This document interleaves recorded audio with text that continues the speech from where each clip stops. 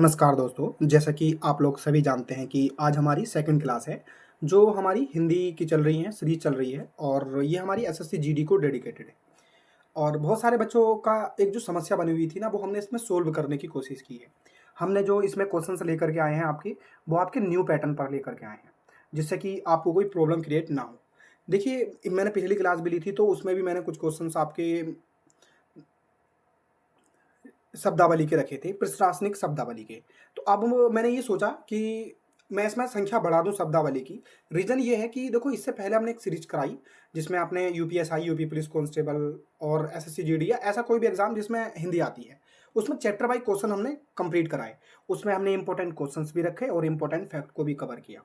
लेकिन अब मैंने ये सोचा कि जब मैं एसएससी जीडी के लिए ही करा रहे हैं हम ये प्रैक्टिस सेट, तो क्यों ना हम इसमें शब्दावली पर ज़्यादा ध्यान दें। रीज़न बस इतना सा ही है कि अगर किसी बच्चे को अगर चैप्टर वाइज़ पढ़ना होगा, तो वो उस सीरीज़ को कंप्लीट कर ही लेगा।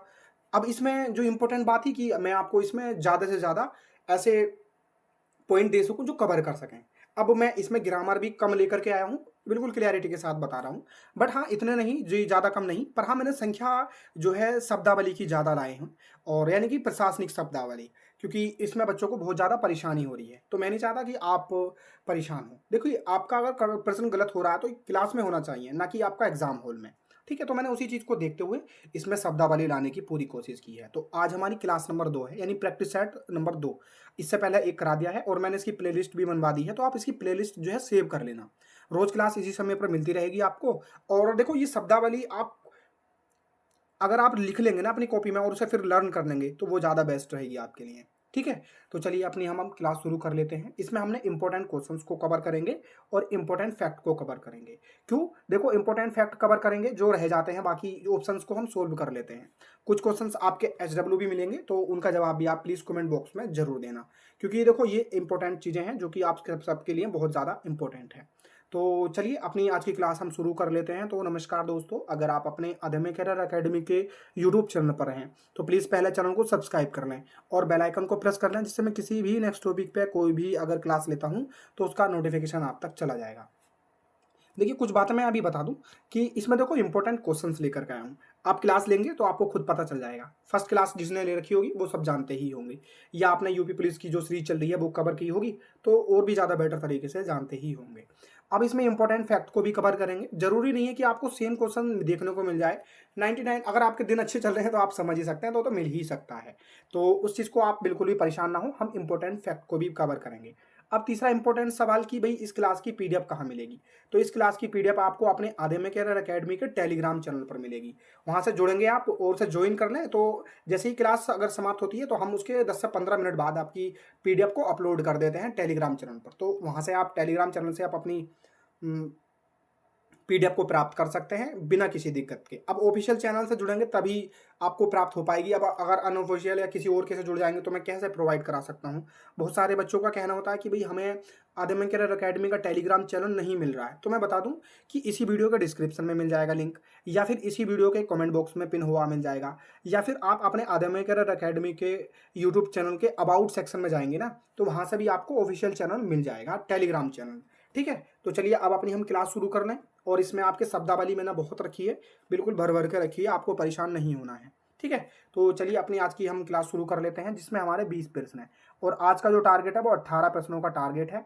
18 प्लस ही करने हैं। देखो, इससे नीचे कर रहे हैं तो आप बिल्कुल समझदार बनें कि बहुत-बहुत मुश्किल है। रीज़न क्यों कह रहा हूँ मैं ऐसी बातें? क्योंकि देखो, इस समय जो कट ऑफ जा रही है ना, बहुत हाई जा रही है, तो बिल्कुल सीरियसली होकर के पढ़ाई करें। और क्लास समाप्त हो जाती है। देखो, मैं इस क्लास की आपसे कोई फ़ीस नहीं ले रहा हूँ और इतनी सारी चीज़ें आपके लिए डिज़ाइन करनी होती है। पीडीएफ भी फ्री ऑफ कॉस्ट दी जा रही है आपको, क्लासेस भी सारी आपको फ्री ऑफ कॉस्ट दी ही जा रही हैं।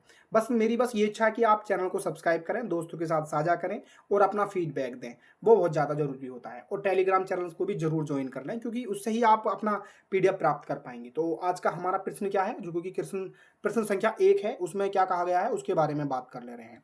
तो हमारा पहला प्रश्न है, इंटरकॉम प्रणाली किस कार्य के लिए होती है? देखिए, अब बहुत सारे बच्चों को ये सवाल नए लग सकते हैं, तो बिल्कुल भी घबराना नहीं है, क्योंकि भई कुछ सवाल ऐसे होंगे जो बिल्कुल ही ऐसे होंगे जो आपने नहीं सुने होंगे, समझे होंगे। हालाँकि हम उसके बारे में बताएँगे। और बस मसला यही है कि कट ऑफ बहुत ज़्यादा हाई जा रही है, तो हम उस हर वो चीज़ से आपको गुज़ारेंगे जो आपके एग्जाम के लिहाज से बहुत ज़्यादा इंपॉर्टेंट है। तो इंटरकॉम प्रणाली किस कार्य के लिए होती है? ऑप्शन ए चित्र प्रदर्शनी हेतु होती है, ऑप्शन बी अंदरूनी संचार सुविधा के लिए होती है, और ऑप्शन सी खाने का आदेश देने के लिए होती है, और ऑप्शन डी संगीत प्रसारण हेतु होती है। तो इसका राइट आंसर क्या होगा? प्लीज कमेंट बॉक्स में इसका जवाब दें और ईमानदारी पूर्वक बताना कि क्या आपको प्रश्न सही मिल रहे हैं या नहीं। ईमानदारी पूर्वक, बहुत कम बच्चे हैं जो 18 प्लस क्वेश्चन कर पाएंगे, तो मेरे बताने से पहले ही राइट आंसर बताएं, तभी आप मानना कि आपका राइट है। तो हमारे पहले प्रश्न का राइट आंसर क्या होगा? 20 का राइट आंसर होगा। यानी कि देखो क्लियरिटी के साथ बता रहा हूं मैं, इंटरकॉम प्रणाली किस कार्य के लिए होती है? अंदरूनी संचार सुविधा के लिए। समझ गए आप इसके बारे में? हर सवाल बहुत बहुत बहुत इंपॉर्टेंट है। अब देखो मैं आपको क्लियरिटी बताऊं एक चीज, कि अब इंटरकॉम प्रणाली के लिए किस कार्य के लिए किया जाता है? तो अंदरूनी संचार सुविधा के लिए। तो ये देखो इस तरह के प्रश्न होते हैं, फैक्चुअली प्रश्न। अब इसमें आप ऐसा नहीं कर सकते कि सवाल, हालांकि भाषा बदल दी जा सकती है लेकिन अर्थ दोनों का सेम ही होगा। ऐसा नहीं है कि आज आंसर कुछ और है कल और बदल जाएगा, नहीं होगा। ठीक है, तो आप इस चीज को समझें कि अगर आप अपने कॉपी पर लिख लें, एक कॉपी बना लें पतली सी, उसमें लिख लें जितने भी इंपॉर्टेंट चैप्टर, इंपॉर्टेंट पॉइंट जो आपसे नहीं हो रहे हैं, फिर उनका रिवीजन करें। ठीक है, और जैसे मैंने बताया कि एक वो रोंग का साइन लगाएं और एक जीरो का। रोंग का मतलब जितने क्वेश्चन आपके गलत हो जाएं वो लिखते जाना, जैसे कि 5वां प्रश्न गलत हो गया, दूसरा गलत हो गया, फिर यहाँ पर जैसे कि तीसरा प्रश्न छोड़ दिया, तो इस तरीके से आप लिखें। बाकी इन्हें काउंट कर लें, जैसे कि 3 हो गए, 20 में से हमने 3 प्रश्न 2 गलत कर दिए, एक छोड़ दिया, टोटल 17 प्रश्न हमारे राइट हो गए। इस तरीके से आप एड ऑन कर लें। जो चीज़ नहीं आए आपके लिए तो उसे आप अपनी कॉपी पर नोट डाउन कर लें। चलिए नेक्स्ट प्रश्न की ओर बात करें। तो हमारा सेकंड प्रश्न है जो कहता है किसी संदिग्ध के पास पाए गए मोबाइल डेटा की जांच क्या कहलाती है? देखिए सारे सवाल इंपॉर्टेंट है आपके लिए। अब आपका फर्ज बनता है कि चैनल को सब्सक्राइब करें और दोस्तों से भी कराएं, दोस्तों के साथ शेयर जरूर किया करें, क्योंकि बहुत ज़्यादा इंपॉर्टेंट है। किसी संदिग्ध के पास गए मोबाइल डेटा की जांच क्या कहलाती है? देखो किसी संदिग्ध के पास पाए गए मोबाइल डेटा की जांच क्या कहलाती है? ऑप्शन ए प्रिंटिंग जांच, और ऑप्शन बी साइबर विश्लेषण, और ऑप्शन सी उपकरण जांच, और ऑप्शन डी हमारा डिजिटल फोरेंसिक। तो हमारे दूसरे प्रश्न का राइट आंसर क्या होगा? तो इसका होगा डिजिटल फोरेंसिक, इसका राइट आंसर होगा। यानी किसी संदिग्ध के पास पाए गए मोबाइल डेटा की जांच क्या कहलाती है? डिजिटल फोरेंसिक, इसका राइट आंसर होगा। चलिए नेक्स्ट प्रश्न की बात कर ले रहे हैं। हमारा नेक्स्ट प्रश्न है, देखो ईमानदारी पूर्वक बताना क्लास कैसी लगती है। जब पुलिस अधिकारी घटनास्थल की सीमा को रस्सियों से घेरते हैं तो क्या कहलाता है? देखिए ध्यानपूर्वक सुने। जब पुलिस अधिकारी घटनास्थल की सीमा को रस्सियों से घेरते हैं तो क्या कहलाते हैं? ऑप्शन ए सुरक्षा घेरे, ऑप्शन बी अपराध पट्टी, और ऑप्शन सी सीलिंग जोन, और ऑप्शन डी हमारा चेतावनी पट्टी। देखिए हो सकता है कि आपने ये तो पढ़ा हो, पर ये आप इसे अगर इसमें पिरो पा रहे हैं तो बहुत अच्छी बात है, और नहीं बता पा रहे हैं तो मैं इसको जवाब दूंगा ही, आपको परेशान तो फिलहाल नहीं होना है। तो हमारे तीसरे प्रश्न का राइट आंसर क्या होगा? इसका राइट आंसर क्या होगा हमारा? तो इसका होगा सुरक्षा घेरा। देखो प्रश्न को समझने की कोशिश करें। हमारा प्रश्न, जब पुलिस अधिकारी घटनास्थल की सीमा को रस्सियों से घेरते हैं तो वो क्या कहलाते हैं? सुरक्षा घेरे कहलाते हैं। यानी तीसरे प्रश्न का हमारा राइट आंसर क्या हो गया? सुरक्षा घेरे, इसका राइट आंसर हो गया। यानी ऑप्शन ए इसका राइट आंसर। ना ही अपराध पट्टी हो गया और ना ही सीलिंग जोन। अभी अपराध पट्टी के बारे में भी आएगा, सीलिंग जोन के बारे में भी आएगा, ठीक है। ना ही चेतावनी पट्टी। अपराध पट्टी जनरली आप सब जानते भी होंगे, पर अभी आगे प्रश्न आएगा तो उसमें हम बात कर लेंगे। चलिए नेक्स्ट प्रश्न की ओर बात करें, जो कि हमारा चौथा प्रश्न है। तो क्या कहता है हमारा चौथा प्रश्न? निम्नलिखित लोकोक्ति का अर्थ बताएं। जल में रखकर मगर से बैर, जल में रहकर मगर से बैर। देखो ये कुछ कहावतें बहुत ज़्यादा इंपॉर्टेंट होती हैं जो जीवन में बहुत कुछ सिखाती हैं। हालांकि कहावतें तो सभी अपने जीवन में कुछ ना कुछ सिखाती हैं, और इसका राइट आंसर क्या होगा पहले वो बताएं। यानी जल में रहकर मगर से बैर। ऑप्शन ए आश्रयदाता से शत्रुता नहीं रखनी चाहिए, ऑप्शन बी हमारा धंधे में रियायत श्रेयस्कर नहीं, ऑप्शन सी सत्यता छिपाई नहीं जा सकती, और ऑप्शन सी डी है हमारा सब प्रकार से लाभ। तो हमारे चौथे प्रश्न का राइट आंसर क्या होगा? प्लीज कमेंट बॉक्स में इसका जवाब दें। जनरली ये तो सरल सा प्रश्न है कि आश्रयदाता से शत्रुता नहीं रखनी चाहिए। देखिए मैंने कुछ प्रश्न बहुत हार्ड रखे हैं, जैसे कि अभी तक 3 प्रश्न बहुत अच्छे लेवल के प्रश्न हैं। जो बच्चे कर पा रहे हैं तो उन्हें अपनी पीठ थपथपानी चाहिए कि हाँ आप अच्छी शब्दावली को समझ पा रहे हैं। लेकिन अब जो नहीं कर पा रहे हैं उनको परेशान नहीं होना, निराश नहीं होना। उनको एक कॉपी लेनी है पतली सी और उसमें लिख लेनी है कि भाई मुझे ये चीज़ें नहीं पता, तो मैं उसको आगे रिवाइज कर लूँगा क्लास समाप्त होने से पहले। तो क्लास समाप्त होने के बाद निम्नलिखित लोकोक्ति का अर्थ बताएं। तो जल में रहकर मगर से बैर का क्या अर्थ होगा? आश्रयदाता से शत्रुता नहीं रखनी चाहिए। ये बहुत ज़्यादा सीखने योग्य बात है। ठीक है, चलिए नेक्स्ट प्रश्न की ओर बात करते हैं। हमारा 5वां प्रश्न है, निम्नलिखित वाक्य के किस शब्द में वर्तनी से संबंधित त्रुटि है? वाक्य क्या होगा इसका? प्रयाग विश्वविद्यालय की ओर से नेहरू जी को उपाधि प्रदान की गई। तो इसका राइट आंसर क्या होगा? प्लीज कमेंट बॉक्स में इसका जवाब आप जरूर दें। देखो, प्रयाग विश्वविद्यालय की ओर से नेहरू जी को उपाधि प्रदान की गई। तो इसका राइट आंसर क्या होगा? प्रयाग, और ऑप्शन बी विश्वविद्यालय, और ऑप्शन सी है उपाधि, और ऑप्शन डी प्रदान। तो इन ऑप्शन के आधार पे आपको बताना है कि कौन सा ऑप्शन इसमें गलत है, यानी गलत इसमें त्रुटि पकड़नी है आपको। तो हमारे 5वें प्रश्न का राइट आंसर क्या होगा?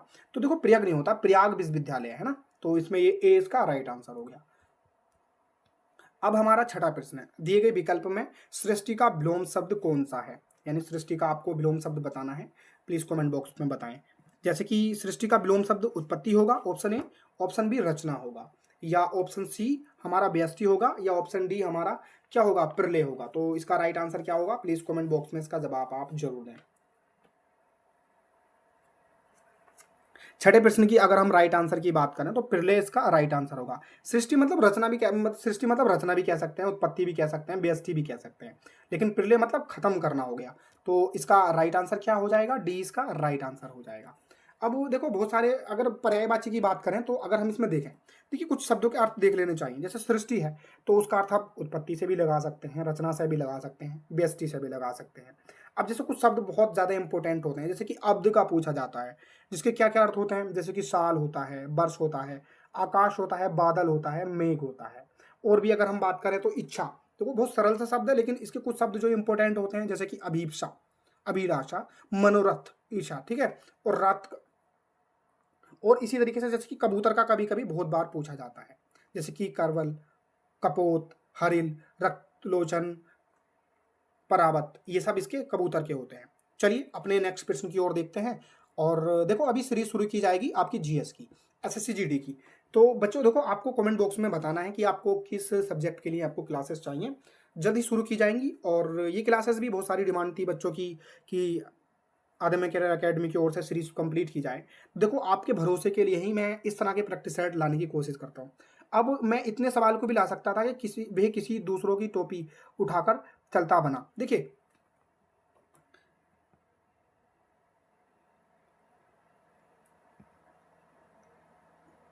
मैं इस तरह के सवाल क्यों लेकर आता हूँ? देखो, मैं चाहता तो इतना भी टाइप करवा लेता, ठीक है, और आप भी जानते हैं कि मुझे टाइप करने में भी कोई प्रॉब्लम नहीं होती इतने से की। पर मैंने ये क्यों बनाया? मैंने ये कोशिश की है कि आपको मैं हूबहू ऐसी चीज़ें प्रोवाइड करवा सकूँ जो आपके एग्जाम में आपको चीज़ें परेशान करती हैं। अब आपके दिमाग में जाएगा कभी इतना बड़ा प्रश्न, तो हाँ, इतना बड़ा प्रश्न, पर इसका क्या इतना बड़ा प्रश्न है? बाकी नहीं, इतना बड़ा प्रश्न नहीं है। क्यों नहीं है? देखिए, पढ़िए, हमारा 8वां प्रश्न क्या कहता है? 8वां प्रश्न कहता है हमारा, दिए गए वाक्य में रेखांकित अंश को प्रतिस्थापित करने के लिए सबसे उपयुक्त विकल्प का चयन करें। प्रतिस्थापित कौन सा शब्द करना है? रेखांकित मतलब कौन सा शब्द है? दूसरों की टोपी।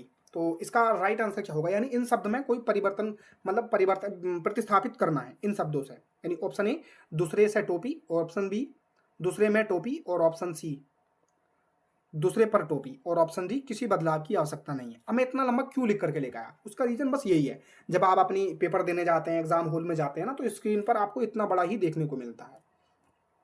मैं चाहता तो इतना ले आता, पर मैं ये चाहता हूँ कि जब आपका भरोसा है ना कि आदम में करियर एकेडमी पर, तो मैं चाहता हूँ कि बस आपका भरोसा नहीं टूटना चाहिए। अब बहुत सारे बच्चे कह सकते हैं कि भाई इतना बड़ा लाने की क्या जरूरत थी, पर आप जो बच्चे समझेंगे चीज़ों को वो ज़्यादा समझेंगे, क्योंकि आपको जब स्क्रीन पर इतना बड़ा दिखेगा ना प्रश्न, तो दिमाग में यही जाता है कि यार इसमें मैं क्या पढूं, ये इतना लंबा सवाल है। तो आप ध्यानपूर्वक चीज़ों को देखेंगे, अभी से आदत डालेंगे तो ज़्यादा बेटर रहेगा। तो हमारा सवाल क्या है? देखो, दिए गए वाक्य में रेखांकित अंश को प्रतिस्थापित करने के लिए सबसे उपयुक्त विकल्प का चयन करें। इतना तो आपको पढ़ नहीं है, पर बहुत सरसरी निगाह से, ना कि इसमें डूब जाएं आप। सवाल में डूबना है कि वे किसी दूसरे की टोपी उठाकर चलता बना। तो ऑप्शन ए कि प्रतिस्थापित करना है, रेखांकित शब्द कौन सा है? दूसरे की टोपी, दूसरों की टोपी। तो ऑप्शन ए दूसरे से टोपी, ऑप्शन बी दूसरे में टोपी, और ऑप्शन सी दूसरे पर टोपी, और ऑप्शन डी किसी बदलाव की आवश्यकता नहीं है। तो हमारे इस प्रश्न का राइट आंसर क्या होगा वो आप कमेंट बॉक्स में दें।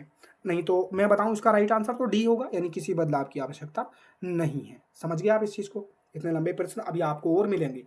हो सकता है कि बहुत सारे बच्चे नाराज हो जाए। भाई, आप किस चीज़ से नाराज़ हो रहे हैं, ये भी आप क्लियरिटी के साथ देखें, है ना? बहुत सारे बच्चे ये भी सोच सकते हैं कि इतना बड़ा सवाल तो नहीं आता। भाई देख लेना एग्ज़ाम में, मिल जाएगा आपको।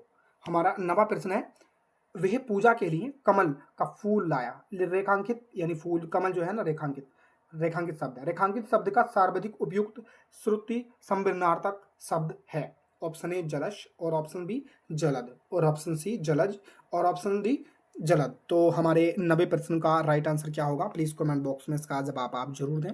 तो जनरली ये तो सरल सा प्रश्न है कि इसका राइट आंसर सी होगा, लेकिन मुझे सवाल अच्छा इस वजह से लगा क्योंकि इसे वाक्य में पिरो करके दिया गया है। अब वाक्य में पिरो करके क्यों दिया है, साफ साफ भी तो पूछ लेता कि कमल का आप आपको इसका समानार्थी बता दें, पर नहीं पूछा। क्यों वाक्य में पिरो के क्यों दिया, ताकि पहला तो अर्थ भी क्लियर हो सके, दूसरा आप ये भी देख सकें कि सवाल बहुत लंबा हो गया है। बहुत सारे बच्चे इसी बात को देख करके घबरा जाते हैं, या इस तरह के सवालों में बच्चे ज़्यादा समय ले लेते हैं। ठीक है, तो आपको परेशान नहीं होना है, जितने आप अध्ययन करियर अकेडमी से जुड़े हुए हैं तो आपको परेशान नहीं होना, और दोस्तों के साथ भी साझा किया करें।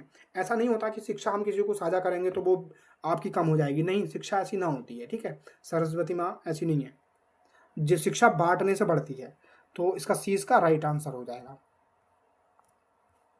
हमारा नेक्स्ट प्रश्न है, 12वां प्रश्न है, दिए गए वाक्य में रेखांकित खंड को यानी संबंध प्रतिस्थापित करने के लिए उपयुक्त विकल्प का चयन करें। वे संबंध परिवार में रहती है। ऑप्शन ए प्यारा, संबंध, संबंध का मतलब क्या होगा, प्यारा, ईर्षा, मनुष्य, संयुक्त। तो इसका संबंध का क्या मतलब होगा, प्रतिस्थापित करना है ये सब। तो इसका राइट आंसर क्या होगा 12वें प्रश्न का, प्लीज कमेंट बॉक्स में इसका जवाब आप जरूर दें। यानी 12वें प्रश्न का क्या, देखो संबंध मतलब जुड़ा हुआ यानी संयुक्त, इसका राइट आंसर हो जाएगा। यानी 12वें प्रश्न का हमारा राइट आंसर डी होगा। 12वें प्रश्न का राइट आंसर हमारा डी होगा। चलिए नेक्स्ट प्रश्न की ओर देखते हैं। चलिए, अब बहुत सारे बच्चे तो इस बात को लेकर के भी नाराज हो सकते हैं कि भाई इतना लंबा प्रश्न तो नहीं आएगा। देखिए मैंने आपसे वादा किया था कि मैं शब्दावली और आपके पैराग्राफ भी लेकर के आऊँगा, तो ये उसी का एक हिस्सा है। तो अभी से आप ध्यानपूर्वक पढ़ेंगे तो सारी चीज़ें क्लियर हो जाएंगी। और इस वहम में मत रहना कि हम सरल सरल चीज़ें पढ़ लें तो हमारी सिलेक्शन हो जाएगा या इस तरह की चीज़ें। ठीक है, देखो पेपर इस समय कैसा बन रहा है और कट ऑफ कितनी हाई जा रही है, उन सब चीज़ों को भी ध्यान में रखना पड़ेगा। तो उसी के हिसाब से तैयारी करनी पड़ेगी, इस समय कॉम्पिटिशन बहुत है। तो हमारे 13वां प्रश्न क्या कहता है, दिए गए वाक्य में रेखांकित खंड को प्रतिस्थापित करने के लिए सबसे उपयुक्त विकल्प का चयन करें। यदि इसे प्रतिस्थापित करने की आवश्यकता नहीं है तो विकल्प किसी बदलाव की आवश्यकता नहीं है का चयन करें। ठीक है, सवाल तो बस इतना सा था, और ये पूछा था कि अहिंसा का निर्देश दिया कि जगह क्या हम शब्द प्रतिस्थापित कर सकते हैं, बस इतना सा सवाल था। तो इतना क्यों लेकर के आए, इतना इसीलिए लेकर के आए कि आप सवाल से डरें, पर कहाँ, केवल क्लास में, ना कि एग्जाम हॉल में। अभी आप जब आदत डाल लेंगे ना इस तरह की, जब आपके 20-25 प्रैक्टिस सेट इस तरह के हो जाएंगे, तब आपको चीज़ें क्लियर होंगी कि हाँ ये क्लासेस बहुत ज़्यादा इंपॉर्टेंट है। ठीक है, आप, मैं तो ये कहूँगा कि आप कभी भी देखें ना, 1 साल बाद भी देख लेना इस क्लास को। मैंने इसी चीज़ को सोच के देखते हुए बनाई है कि अगर कल के दिन बनाए बच्चा कोई भी क्लासेस देखे तो वो ये सोच करके देखे कि भाई हाँ इस तरह के प्रश्न बनते हैं और हमने इस तरह के प्रश्न को किस तरीके से हैंडल करना है। ठीक है, तो 13वें प्रश्न का हमारा राइट आंसर क्या होगा, तो ऑप्शन ए अहिंसा का उपदेश दिया, और ऑप्शन बी अहिंसा का शिक्षा दिए, और ऑप्शन सी है हमारा अहिंसा के संदेश दिए, और ऑप्शन डी किसी बदलाव की आवश्यकता नहीं है। तो निर्देश नहीं होता, उपदेश होता है, अहिंसा के उपदेश दिए। तो हमारा ऑप्शन ए इसका राइट आंसर। देखो कितना बड़ा प्रश्न है पर आंसर इसी में देखना था। तो राइट आंसर हमने बता दिया। अब हमारा प्रश्न है 14वां प्रश्न, जो कहता है रेखांकित खंड को प्रतिस्थापित यानी अध्यात्म जो रेखांकित शब्द है को प्रतिस्थापित करने के लिए उपयुक्त विकल्प का चयन कीजिए। महंत जी को अध्यात्म का अच्छा ज्ञान है। तो इसका राइट आंसर क्या होगा, प्लीज कमेंट बॉक्स में इसका जवाब आप जरूर दें। यानी 14वें प्रश्न का हमारा राइट आंसर क्या होगा, ऑप्शन ए महंत जी को अध्यात्म का अच्छा ज्ञान है, और ऑप्शन बी महंत जी को अध्यात्म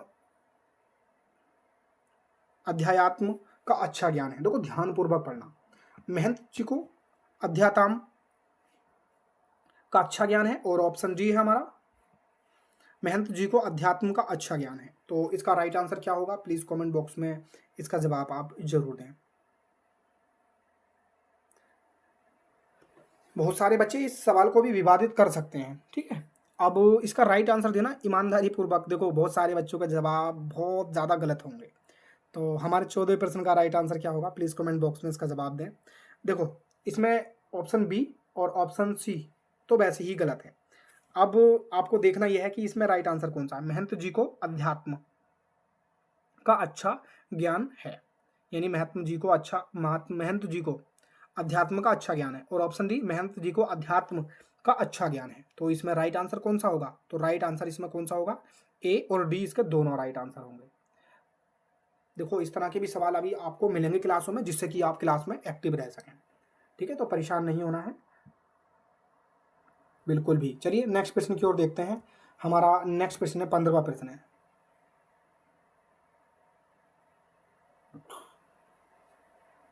सभी भारतीय गीता के महात्म्य से परिचित हैं। इस वाक्य में रेखांकित यानी महात्म्य जो है, रेखांकित शब्द का शुद्ध रूप क्या है? ऑप्शन ए महात्म्य और ऑप्शन बी ये भी महात्म्य है और महात्म्य महात्म्य, लेकिन कौन सा सही तरीके से लिखा है वो आपको कमेंट बॉक्स में बताना है। तो हमारे 15वें प्रश्न का राइट आंसर क्या होगा? 15वें प्रश्न का हमारा राइट आंसर क्या होगा? सी इसका राइट आंसर होगा।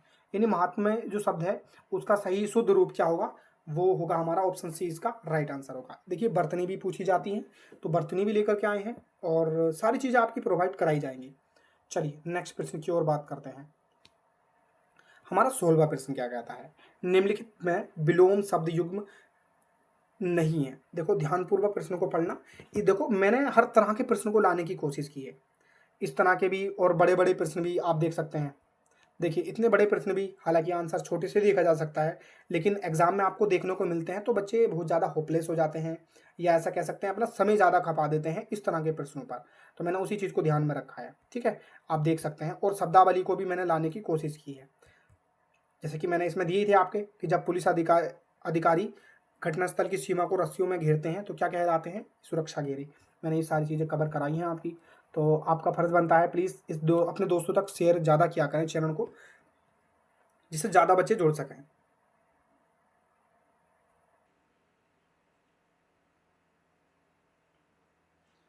देखिए सवाल को बहुत ध्यानपूर्वक पढ़ें। सवाल में पूछा है निम्नलिखित में विलोम शब्द युक्त नहीं है। तो ऑप्शन ए निस्वार्थ। ऑप्शन देखो ऑप्शन ए क्यों लिया पता है?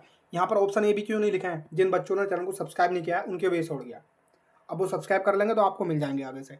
तो ऑप्शन ए निस्वार्थ परमार्थ, और ऑप्शन बी गमन पुनरागमन, और ऑप्शन सी अनुज अग्रज, और ऑप्शन डी हमारा आयात निर्यात। तो इसमें कौन सा नहीं है ये पूछा है। विलोम शब्द युग्म नहीं है वो पूछा है। निस्वार्थ इसका राइट आंसर बताएं पहले, ऑप्शन प्रश्न 16 का। तो इसका राइट आंसर हमारा निस्वार्थ परमार्थ ही है। गमन पुनरागमन सही है, और अनुज अग्रज भी सही है, और आयात निर्यात भी सही है। ये सब तीनों जो है हमारे विलोम शब्द का युग्म है। बाकी कौन सा नहीं है? निस्वार्थ का। ठीक है, निस्वार्थ परमार्थ। चलिए नेक्स्ट प्रश्न की ओर देखते हैं। देखिए बहुत कम समय में आपकी क्लास को कंप्लीट किया जा रहा है और कोशिश ये रहती है कि हम कम समय में आपको ज़्यादा चीज़ें प्रोवाइड करवा सकें। अब देखने के लिए तो आप देख सकते हैं 2 घंटे की क्लास भी देख सकते हैं 20 क्वेश्चनों के लिए, और मैं भी तो आज मैं आपके इंपॉर्टेंट क्वेश्चंस भी लेकर के आता हूँ और इंपॉर्टेंट फैक्ट को भी कवर करता हूँ। अब आपका डिसीजन है कि आप किस तरीके से इन सब चीज़ों को लेते हैं। तो हमारा 17वां प्रश्न है निम्नलिखित शब्दों में से कौन सा शब्द तद्भव शब्द है? ऑप्शन ए पाहन, ऑप्शन बी पंडित, और ऑप्शन सी पिपाशा, और ऑप्शन डी परीक्षा। तो हमारे 17वें प्रश्न का राइट आंसर क्या होगा? प्लीज़ कमेंट बॉक्स में इसका जवाब आप जरूर दें। तो 17वें प्रश्न का राइट आंसर क्या होगा? देखिए तद्भव शब्द के बारे में पूछा, तो तद्भव में पाहन इसका तद्भव इसका राइट आंसर होगा। समझिए इसके बारे में आप। अब एक एचडब्ल्यू प्रश्न है आपको कि पाहन का तत्सम शब्द क्या होगा, वो आपको कमेंट बॉक्स में लिखना है। ठीक है, यानी 17वें प्रश्न में हमने राइट आंसर कौन सा है? पाहन। बस आपको ये बताना है कि एचडब्ल्यू में कि पाहन का तत्सम शब्द क्या होगा। प्लीज कमेंट बॉक्स में जरूर लिखना। ठीक है, चलिए नेक्स्ट प्रश्न की ओर बात करें। अब हमारा नेक्स्ट प्रश्न है 18वां। बहुत सारे बच्चे तो ये सोचते होंगे कि भाई 1-2 प्रश्न सरल आ जाते हैं फिर उसके बाद वही हार्ड के हार्ड आ जाते हैं। देखो मैं खुद चाहता हूँ कि आप लोग क्लास में गलतियाँ करें, क्योंकि यहाँ पर आपकी गलती, जिन बच्चे की गलती यहाँ क्लास में होगी ना, वो एग्जाम हॉल में गलती नहीं करेगा। क्योंकि जब ये गलती यहाँ पर करोगे आप, उसे आप नोट डाउन करोगे, उसे समझोगे, पर उसके बाद आप संभावना है कि आप क्लास में जाकर एग्जाम हॉल में गलतियाँ ना करें। मेरी बस यही इच्छा है। ठीक है, तो हमारा 18वां प्रश्न क्या कहता है? दिए गए वाक्य में रेखांकित खंड को प्रतिस्थापित करने के लिए उपयुक्त सबसे उपयुक्त विकल्प का चयन करें। यदि इसे प्रतिस्थापित करने की आवश्यकता नहीं है तो विकल्प किसी की बदलाव की आवश्यकता नहीं है का चयन करें। बाकी क्या है हमारा? कानपुर में मकान मालिक के ने किराएदारों को अपने घर से दौड़ाया। इसका ये क्या है शब्द है, रेखांकित पद है। तो अब आपको इसके बारे में बताना है। देखो सवाल इतना बड़ा लाने का बस एक ही मकसद है कि आप या तो हैबिट डाल लें इतनी तेज पढ़ने की, या फिर आप की पॉइंट पकड़ने की कोशिश डाल लें कि भाई हमें क्या पूछा है जल्द से जल्द पकड़ लें। अब आपको इतने बड़े बड़े प्रश्न जब एग्जाम हॉल में मिलेंगे ना, तो आप डरेंगे भी और अपना टाइम भी वेस्ट करेंगे। जो भी टाइम वेस्ट करना है, डरना है, सब यहीं पे कर लो। एग्जाम हॉल में देखो आप भी जानते हैं, एग्जाम हॉल में जब आप कोई ऑप्शन गलत हो जाता है पढ़ने में या आंसर गलत कर देते हैं तो उसकी कोई माफ़ी थोड़ी ना होती है। लेकिन यहाँ तो माफ़ किया जा सकता है, तो गलतियाँ यहाँ कर लो, कोई प्रॉब्लम नहीं है। एग्जाम हॉल में बिल्कुल मत करना। तो ऑप्शन ए किसी बदलाव की आवश्यकता नहीं है, और ऑप्शन बी अपने घर से हटाया, और ऑप्शन सी अपने घर से भगाया, और ऑप्शन डी अपने घर से निकाला। तो हमारे 18वें प्रश्न का राइट आंसर क्या होगा? प्लीज़ कमेंट बॉक्स में इसका जवाब आप जरूर दें। तो इसका राइट आंसर क्या होगा? अपने घर से निकाला। देखो कानपुर में मकान मालिक ने किराएदारों को अपने घर से निकाला, यहाँ पर इसको प्रतिस्थापित किया जाएगा जिससे कि उसका अर्थ और अच्छा हो जाएगा। समझ गए आप इस वाले प्रश्न को? कोई डाउट तो नहीं है? किसी भी तरह का कोई डाउट हो तो मुझे आप जरूर बताएं। देखो जीएस भी आपकी क्लासेस जल्दी शुरू की जाएंगी, और मैं कोशिश यही रहेगी मेरी कि मैं आपको इसी तरीके से, जैसे मैं आपको कम समय में यहाँ पर चीज़ें बहुत ज़्यादा प्रोवाइड करा रहा हूँ, तो मेरी कोशिश यही है कि मैं आपको कुछ ज़्यादा से ज़्यादा दे सकूँ। मैं बहुत सारी योजनाओं पर भी काम चल रहा है अभी, और समय समय पर आपके सामने प्रस्तुत की जाएंगी। सारी चीज़ों पर काम चल रहा है, और भी क्लासेस आपको अनाउंस की जाएंगी। चाहे तो यूपी पुलिस की अभी जो नई भर्ती आने वाली है उनको भी देख सकते हैं आप, तो उसके लिए भी सीरीज चला दी गई है, कुछ हिंदी की चल रही है, जीएस की अभी कंप्लीट शुरू कर दी जाएगी। तो हमारे 19वें प्रश्न को देखें। किस युग्म का विलोम रूप शुद्ध नहीं है? देखो इस तरीके के प्रश्न बच्चे गलत कर लेते हैं, तो आप ध्यानपूर्वक पढ़ें। ऑप्शन ए उदार्य अनुदार्य, ऑप्शन बी उत्कर्ष अपकर्ष, और ऑप्शन सी संधि समास, और ऑप्शन डी हमारा श्वास निश्वास। तो हमारे 19वें प्रश्न का राइट आंसर क्या होगा? प्लीज कमेंट बॉक्स में इसका जवाब आप जरूर दें। तो 19वें प्रश्न का राइट आंसर क्या होगा? संधि समास इसका राइट आंसर होगा। कैसे होगा? संधि का विलोम क्या होता है? संधि में से होता है जोड़ना,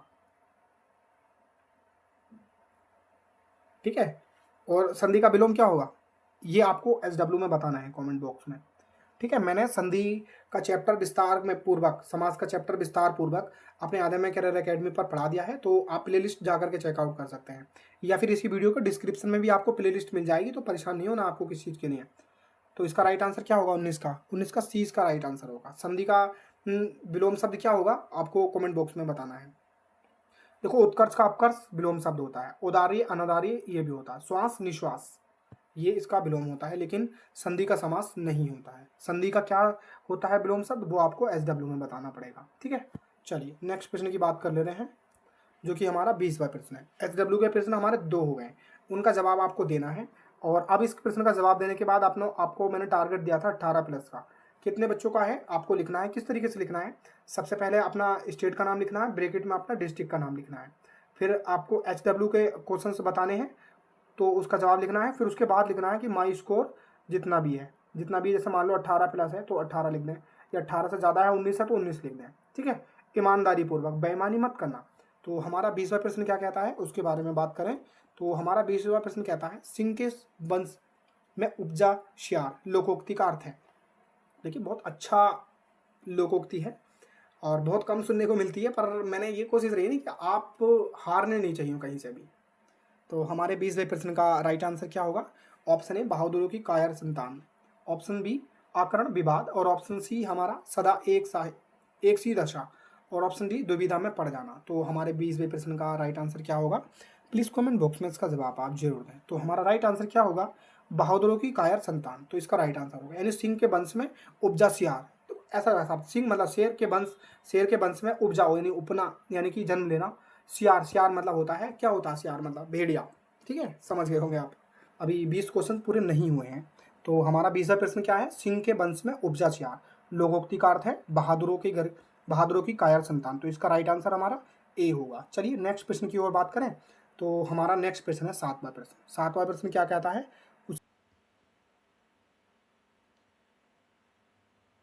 चलिए अब अपना हम 7वां प्रश्न देखते हैं, जो अभी पीछे क्लास में छूट गया था। तो हमारा 7वां प्रश्न क्या कहता है? दिए गए वाक्यों में रेखांकित खंड को प्रतिस्थापित करने के लिए उपयुक्त विकल्प का चयन करें। वाक्य है श्री कृष्ण के अनेकों गुणों का वर्णन कवि ने अपनी कविता में किया है। ऑप्शन ए श्री कृष्ण के अनेक गुणों के, और ऑप्शन बी श्री कृष्ण के अनेकों गुणों के, और ऑप्शन सी हमारा श्री कृष्ण के अनेकों गुणों का, और ऑप्शन जी हमारा श्री कृष्ण के अनेक गुणों का। तो इसमें राइट आंसर क्या होगा? 7वें प्रश्न का हमारा राइट आंसर क्या होगा? प्लीज़ कमेंट बॉक्स में इसका जवाब आप जरूर दें। तो हमारे 7वें प्रश्न का राइट आंसर क्या होगा? देखो ध्यानपूर्वक पढ़ें। 7वें प्रश्न का राइट आंसर डी होगा, यानी श्री कृष्ण के अनेक गुणों का। देखो अनेक एक का बहुवचन रूप अनेक होता है, ना कि अनेकों। अनेकों खुद बहुवचन रूप है, तो ऐसा कह सकते हैं श्री कृष्ण के अनेक गुणों का वर्णन, ना कि अनेकों। अनेकों शब्द है ही नहीं, एग्जिस्ट ही नहीं करता, क्योंकि एक शब्द एक वचन है और बहुवचन क्या होगा एक का? अनेक। समझ गए आप? तो इसका राइट आंसर क्या होगा? हमारा डी इसका राइट आंसर होगा। चलिए नेक्स्ट प्रश्न की ओर बात करें। तो हमारा नेक्स्ट प्रश्न है 10वां। दिए गए वाक्य में रेखांकित खंड को प्रतिस्थापित करने के लिए उपयुक्त विकल्प का चयन करें। तो हमारा 7वां प्रश्न है, जब वे मुझसे मिलती थी तब मेरे चरण छूने का प्रयास करती थी। देखो ध्यानपूर्वक सुने, हमारा 10वां प्रश्न क्या कहता है? दिए गए वाक्य में रेखांकित खंड को प्रतिस्थापित करने के लिए उपयुक्त विकल्प का चयन करें। जब वे मुझसे मिलती थी तब वे मेरे चरण छूने का प्रयास करती थी। ऑप्शन ए चरण छूने का, ऑप्शन बी चरणों छूनों का, चरणों छूना का, और ऑप्शन सी चरण छूने का, छूना के, और ऑप्शन डी हमारा चरणों छूने का। तो हमारे 10वें प्रश्न का राइट आंसर क्या होगा? प्लीज़ कमेंट बॉक्स में इसका जवाब दें। तो हमारा राइट आंसर क्या होगा इसमें? इसमें हमारा राइट आंसर होगा ए, यानी चरण छूने का इसमें राइट आंसर है। समझ गए आप इसके बारे में? चलिए नेक्स्ट प्रश्न की बात करें, जो कि अब हमारा अंतिमवा प्रश्न है। तो अब ये हमारा लास्ट प्रश्न है। तो 11वें प्रश्न का राइट आंसर क्या होगा? प्लीज़ कमेंट बॉक्स में इसका जवाब आप जरूर देंगे, मैं ऐसी आशा करूंगा। तो हमारा 11वें प्रश्न का राइट आंसर क्या होगा? 11 प्रश्न है हमारा, दिए गए वाक्य में रेखांकित खंड को प्रतिस्थापित करने के लिए उपयुक्त का चयन करें। दादी जी मोटियां रोटियां नहीं खाते। ऑप्शन ए दादाजी मोटियां रोटियां नहीं खाते। देखो ध्यानपूर्वक पढ़ना, बहुत सारे बच्चे हंस सकते हैं। देखिए हंस भी लें तो आप कोई बुराई नहीं है। आप भी जानते हैं जब बेरोजगारी होती है तो बच्चा बहुत ज़्यादा हताश हो जाता है। तो ज़्यादा हताश भी नहीं होना है, अपनी मेहनत को जारी रखना है। एक दिन जरूर सफल होगे, मेरा भी विश्वास है आप सभी पर, और आपको भी अपना अपने पर सबको भरोसा होना चाहिए। तो दादाजी मोटियां रोटियां नहीं खाते। ऑप्शन ए रोटियां मोटियां, और ऑप्शन बी मोटी रोटियां, और ऑप्शन सी मोटे रोटियां, और ऑप्शन डी मोटा रोटी। तो हमारे 11वें प्रश्न का राइट आंसर क्या होगा? तो मोटी रोटियां इसका राइट आंसर होगा। आई थिंक आप चीज़ों को समझ गए होंगे, और कोई भी डाउट हो तो मुझे आप कमेंट बॉक्स में बता सकते हैं। और आपको क्लास कैसी लगी अपना फीडबैक जरूर दें, और अपने दोस्तों के साथ साझा जरूर करें, और अपनी नेक्स्ट क्लास के लिए तैयार रहें, और अपने प्रैक्टिस को जारी रखें। अपनी प्रैक्टिस अपना सिलेबस को कंप्लीट कर लें। किसी भी क्लास को चाहते हैं तो आप मुझे कमेंट बॉक्स में बता सकते हैं। चलिए आज के लिए इतना ही। जय हिंद जय भारत। अपना स्कोर जरूर लिखें, अपना डिस्ट्रिक्ट और अपना स्टेट का नाम भी जरूर लिखें। आज के लिए इतना ही। जय हिंद जय भारत।